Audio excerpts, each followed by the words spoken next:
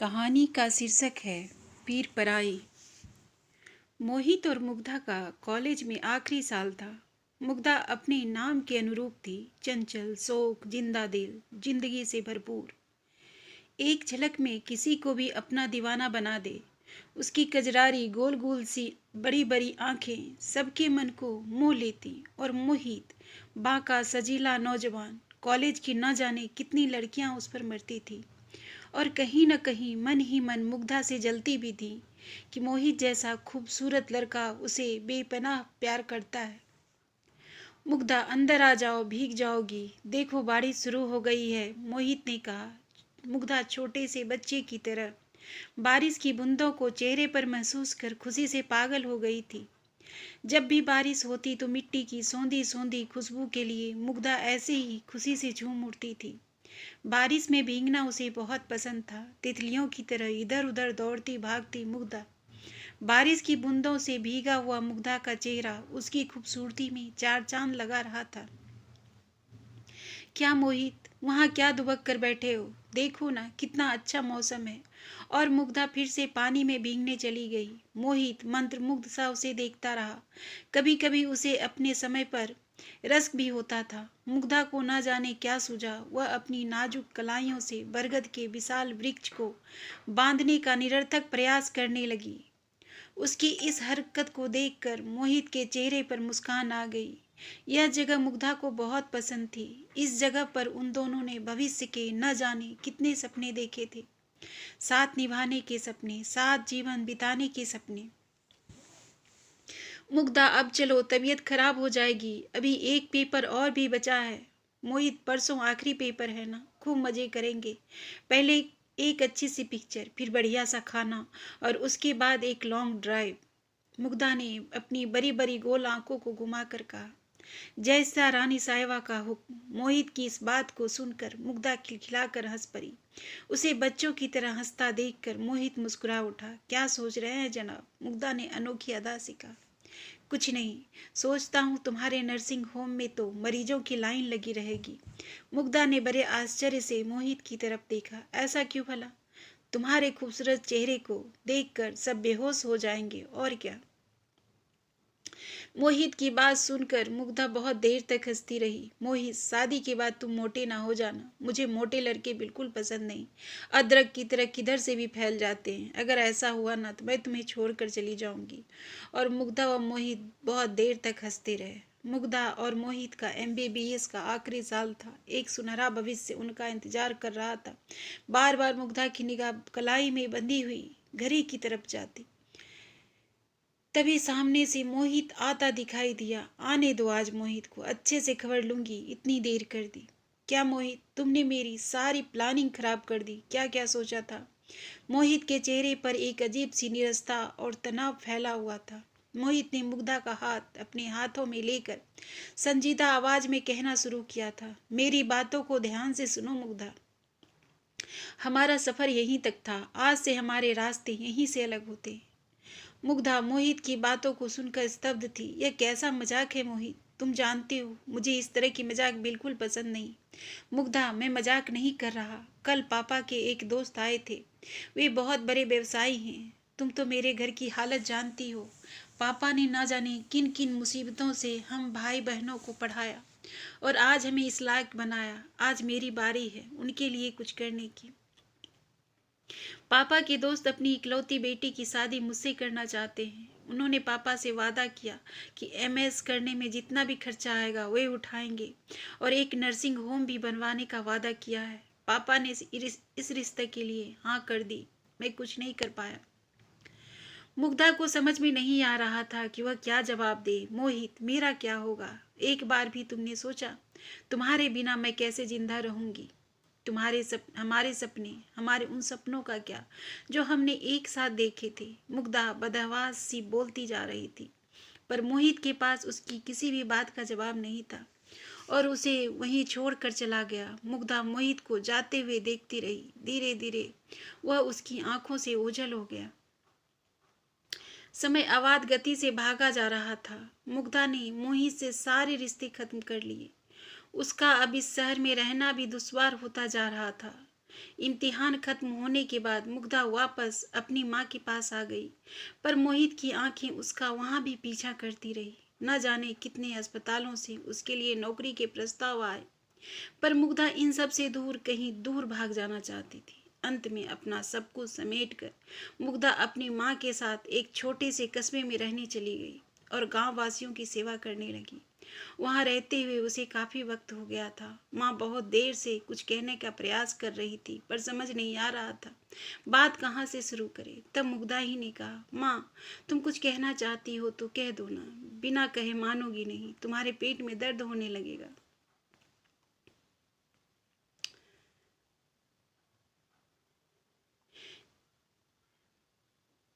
जानती हो, मिसेस सिंघानिया बता रही थी कि उनकी बेटी नंदिता जब भी आती है उसके लिए बहुत महंगे महंगे उपहार लेकर आती है।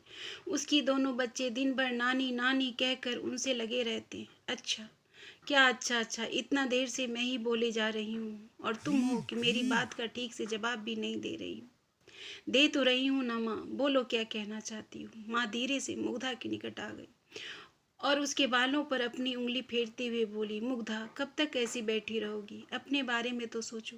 काम करने के लिए तो पूरी जिंदगी पड़ी है। एक बार उम्र निकल जाएगी तो शादी होना भी मुश्किल हो जाएगी। आज मिसेस सिंघानिया तुम्हारे लिए अपने बड़े भाई के बेटे का रिश्ता लेकर आई थी। 13-14 साल पहले उनके बड़े भाई की बेटी की शादी हुई थी। पत्नी की रोड एक्सीडेंट में मृत्यु हो गई थी। 10-12 साल का की बेटी है, खाता कमाता है, परिवार है। लड़का भी देखने में ठीक ठाक है। उन्हें तुम्हारी नौकरी करने से भी कोई दिक्कत नहीं है। अगर तुम हाँ करो तो मैं बात आगे बढ़ाऊं। मुग्धा अपनी माँ की बात सुनकर ही झुंझला उठी। उसने चादर को अपने शरीर से अलग किया और बिस्तर से नीचे उतर आई। क्या माँ, रोज रोज वही? कितनी बार समझा चुकी हूँ, मुझे नहीं शादी करनी है तो बस नहीं करनी है। और ऐसा है, मिसेस सिंघानिया से कह दो अपने भाई की बेटे के लिए कोई और लड़की ढूंढ ले, मेरा रास्ता ना देखे। एक बार मिल तो लो बेटा, बहुत अच्छा परिवार है, तुम बहुत खुश रहोगी। मेरा क्या है, मैं आज हूँ कल नहीं, जाने कब क्या हो और मैं इस दुनिया से चली जाऊं। माँ ने झूठी नाराजगी दिखाते हुए मुग्धा से कहा। मुग्धा ने बड़े प्यार से माँ के गले में अपनी दोनों बाहें डालकर कहा, तुम अभी इतनी जल्दी मुझे छोड़कर नहीं जा रही। दुनिया की परवाह करना छोड़ दो, उनका तो काम ही है कहना, और बैठे बैठे कुछ काम कर लिया करो। दिन भर सास बहू की सीरियल देखती रहती हो ना, इसलिए ऐसे खुरापाते बातें दिमाग में घूमती रहती है। घूम फिर कर आया करो। मैंने ट्रेवल एजेंसी से बात कर ली है, बहुत अच्छा पैकेज है। जाओ, चारों धाम की यात्रा कराओ, कुछ पुण्य मिलेगा, कहकर मुग्धा जोर से हंस पड़ी।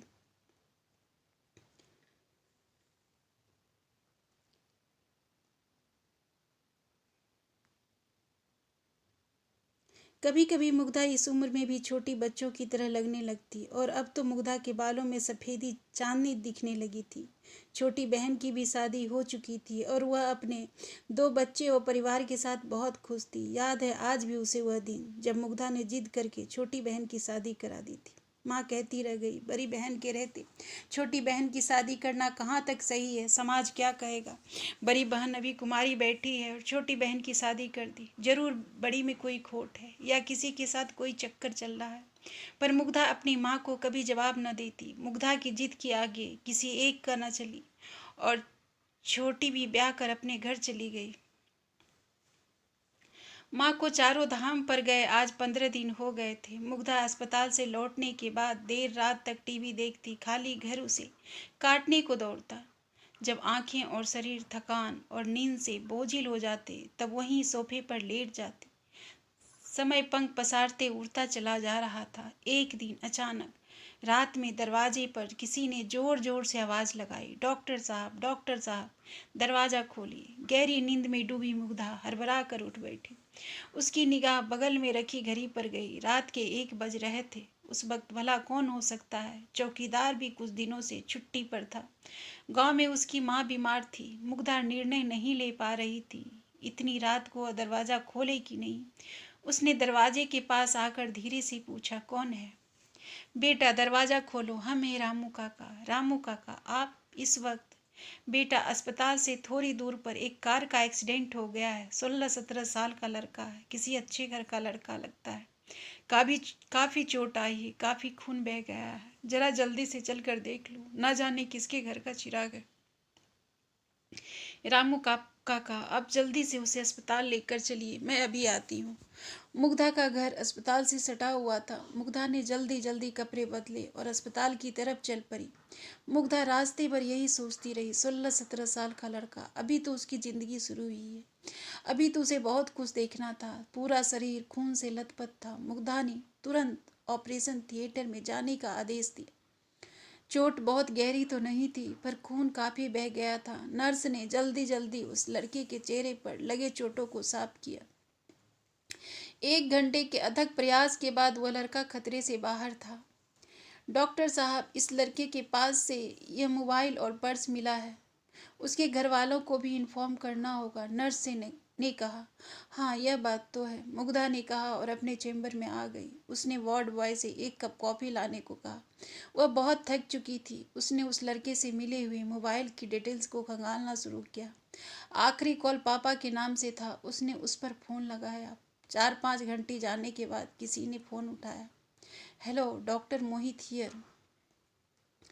मुग्धा आवाज़ सुनकर स्तब्ध थी। नियति उसके साथ ऐसा क्रूर मजाक नहीं कर सकती। क्या दुनिया में मोहित नाम का सिर्फ एक ही व्यक्ति है? यह मेरी गलतफहमी भी तो हो सकती है। यादों की किताबों के न जाने कितने पन्ने उसकी आंखों के सामने पलकते चले गए। हेलो हेलो, क्या आप मेरी आवाज़ सुन रहे हैं? मुग्धा जैसे नींद से जागी। हेलो, मैं गौरीगंज से बोल रही हूँ। हमारे यहाँ एक्सीडेंट का एक केस आया है। 16-17 साल के लड़के के पास से एक मोबाइल और पर्स मिला है। मयंक नाम है लड़के का। क्या आप इस लड़के को जानते हैं? हाँ, अगर हाँ तो कृपया करके मरीज को ले जाएं। मोहित चुप। क्या हुआ, क्या हुआ? मेरा मयंक ठीक तो है ना? घबराने की कोई बात नहीं है, वह ठीक है, खतरे से बाहर है। आप जल्द से जल्द यहाँ आ जाएं। जी, मैं अभी निकलता हूँ। 1-1.25 घंटे में मैं आपके पास पहुँच जाऊँगा। तब तक आप उसका ध्यान रखें। थैंक यू मैम, मैं आपका एहसान जीवन भर नहीं भूलूंगा। वेलकम। मुग्धा अब तक उस आवाज़ को पूरी तरह पहचान चुकी थी। उसने किसी तरह से अपने आप को इतनी देर तक संभाल के रखा था। इतने सालों बाद उसका अतीत एक बार उसे पुकार रहा था। वह अतीत जिसे वह न जाने कब का भूल चुकी थी। सच कहते हैं लोग, इंसान कुछ भी कर ले पर अपने अतीत से नहीं भाग सकता। सोचते सोचते न जाने कब मुग्धा की आंख लग गई। तभी नर्स की आहट की आवाज़ सुनकर उसकी नींद खुल गई। डॉक्टर साहब, वह जो एक्सीडेंट केस आया था, उसके घर वाले आ गए। आप उससे मिलना चाहते हैं? मुग्धा ने अपने आप को संभाला और वार्ड की तरफ चल पड़ी। आज इतने बरसों बाद उसका अपना अतीत उसके सामने आकर खड़ा हो गया था, यादों के झरोखों पर। आज फिर से किसी ने दस्तक दे दी थी। न चाहते हुए भी मन उसकी तरफ खींचता चला गया। वे वही आंखें थी जिन्होंने मुग्धा को सालों साल से सोने नहीं दिया। सालों साल वे आंखें मुग्धा की पीछा करती रही, पर उन आंखों की वह कशिश, चेहरे का वह नूर जिस पर ना जाने कितनी लड़कियां मरती थी, न जाने कहाँ गायब हो गया था। वक्त के थपेरों ने या फिर बेहिसाब जिम्मेदारियों ने उसको उम्र से पहले ही परिपक्व कर दिया था। आंखों की कशिश जिम्मेदारियों के बोझ तले और मोटे फ्रेम के पीछे कहीं दूर छिप गई थी और उस सजेले नौजवान को कहीं दूर पीछे धकेल बहुत आगे निकल आई थी। मुग्धा की आंखें मोहित को पहचानने में कभी गलती नहीं कर सकती थी। मोहित की आंखें मुग्धा को पहचानने की कोशिश कर रही थी। वही तो है, हाँ बिल्कुल मुग्धा ही तो है। आज भी वैसी ही सुंदर, सौम्य, सहज, रत्ती भर भी नहीं बदली। पर वह तो कभी ऐसे फीके रंग नहीं पहनती थी। जीवन से भरपूर, जिंदा दिल, किसी को भी पल भर में अपना दीवाना बना दे। मोहित ने अपने आप को समझाने का प्रयास किया। मुग्धा ने उसे देखकर भी अनदेखा कर दिया। मोहित समझ नहीं पा रहा था कि वह बात की शुरुआत कैसे करे। ये लड़के के पिता हैं, नर्स ने कहा। आपका बेटा ठीक है, दवाइयाँ लिख रही हूँ, समय समय पर देते रहिएगा, चिंता की कोई बात नहीं। आपका बेटा दवा की वजह से आराम से सो रहा है। मुग्धा उसका चेकअप करने के लिए जैसे ही झुकी, मोहित ने धीरे से पूछा, कैसी हो मुग्धा? मुग्धा ने जलती हुई निगाहों से मोहित की ओर देखा, जैसे पूछना चाह रही हो, अब पूछ रहे हो कि कैसी हूँ मैं? अब तक कहाँ थे? एक बार भी सोचा कि जिंदा हूँ या मर गई? विचारों की न जाने कितने तूफान उसके दिल में उठ रहे थे, पर उसने अपनी भावनाओं को नियंत्रण करते हुए कहा, आपका बेटा अब ठीक है, आप चाहे तो कल इसे ले जा सकते। और वह तेज तेज कदमों से चलते हुए दूसरे मरीज को देखने के लिए आगे बढ़ गई। मोहित स्तब्ध और एकटक उसे जाता देखता रहा। क्या मुग्धा ने उसे पहचाना नहीं था? क्या वह इतना बदल गया है? सच भी तो है, अब वह पहले जैसा कहाँ रहा। मुग्धा कहती थी, मुझे अदरक की तरह यहाँ वहाँ से फैले पुरुष बिल्कुल अच्छे नहीं लगते। वह भी तो ऐसा ही हो गया। मोहित को बहुत कुछ कहना और सुनना था। 20 सालों में जो कुछ हुआ वह कह और सुन लेना चाहता था। मुग्धा अपने मरीजों को देखकर अपने घर की तरफ जाने को तत्पर थी। रात बीतने को थी। आसमान में हल्का अंधेरा ही था। चिड़ियों की अदा कदा चहचहाट से आसमान गूंज रहा था। तभी मोहित ने पीछे से मुग्धा को आवाज दी, डॉक्टर मुग्धा, 1 मिनट आपसे बात करनी है। मुग्धा के पांव वहीं जम गए। चाह कर भी वे कदम एक भी आगे नहीं बढ़ा पाई। मुग्धा, पहचाना नहीं? मैं मोहित। क्या कहती मुग्धा? शब्द उसके मुंह तक आते आते अटक से गए। तुमको कैसे भूल सकती हूँ मोहित? मोहित बोलने लगा, तुम यहाँ कैसे? कॉलेज छोड़ने के बाद किसी को नहीं पता कि तुम कहाँ गई। तुमने अपना पुराना घर भी बेच दिया। आंटी कैसी हैं? और तुम्हारी छोटी बहन, क्या नाम था उसका? मोहित ने अपनी याददाश्त पर जोर डालते हुए कहा, निवेदिता। मुग्धा ने बड़ी गंभीरता से कहा, हाँ हाँ वही, निवेदिता की शादी हो गई और माँ चारों धाम की यात्रा पर गई हैं। और तुम कैसे हो? कैसी हो? मोहित ने मुग्धा की आंखों में आंखें डालकर पूछा। मुग्धा का सब्र अब जवाब दे चुका था। उसने जलती निगाहों से मोहित को देखा। तुम बताओ, कैसी होनी चाहिए? मुग्धा की आंखों में तैरते सूनेपन को मोहित नहीं झेल पाया। उसने अपनी निगाहें घुमा ली। मुग्धा, जो कुछ भी हुआ उसके लिए मैं शर्मिंदा हूँ, पर तुम समझो, उस परिस्थिति में मैं कर भी क्या सकता था? समझा ही तो था। मुग्धा ने व्यंग से मोहित को देखा। कुछ देर तक उन दोनों के बीच एक अजीब सा सन्नाटा पसरा रहा। मोहित ने दोनों के बीच फैले सन्नाटे को तोड़ते हुए कहा, तुम यहाँ कैसे? और तुम्हारे पति व बच्चे? मोहित ने बहुत हिम्मत जुटाकर मुग्धा से पूछा। मैंने शादी नहीं की मोहित। क्यों मुग्धा? इतनी लंबी जिंदगी है, अकेले कैसे काटोगी? मोहित सोचा भी था और चाहा भी था, पर हर सोची और चाही हुई चीज इंसान को मिल जाए ये जरूरी तो नहीं। मुग्धा, मुझे माफ़ कर दो। मैंने तुम्हारा जीवन बर्बाद कर दिया। मैं तुम्हारा गुनहगार हूँ। मुझे माफ़ कर दो। तुमने सब कुछ जानने के बाद भी मेरे बेटे की जान बचाई। मोहित फूट फूट कर रो पड़ा। मोहित आत्मग्लानि की आग में जल रहा था। मोहित को बच्चों की तरह रोता देखकर मुग्धा के दिल में बरसों से जमा गुस्सा आंसुओं के रूप में पिघल कर आंखों से बह गया। मोहित, जो होता है वो अच्छे के लिए ही होता है। इस गांव में बहुत ही सीधे और सज्जन लोग हैं। यहाँ किसी की दीदी, किसी की बेटी तो किसी की बुआ हूँ। खून का रिश्ता न होते हुए भी ये लोग मेरी एक आवाज़ पर खड़े हो जाते हैं। क्या हुआ जो एक रिश्ता नहीं जुड़ा? उस एक रिश्ते के बदले मुझे न जाने कितने रिश्ते मिल गए। जहाँ तक तुम्हारे बेटे की बात है तो तुम शायद भूल गए कि डॉक्टरी की पढ़ाई के समय हमें मानवता और इंसानियत का पाठ पढ़ाया जाता है। पहली बात तो यह है कि मुझे तो उस वक्त यह भी नहीं पता था कि वह तुम्हारा बेटा है, और पता होता भी तो मैं तुम्हारे बेटे की जान बचाती। तुम अपने दिल पर कोई भी बोझ मत रखो। अब मैं चलती हूँ। मेरी सुबह की सैर का वक्त हो गया है।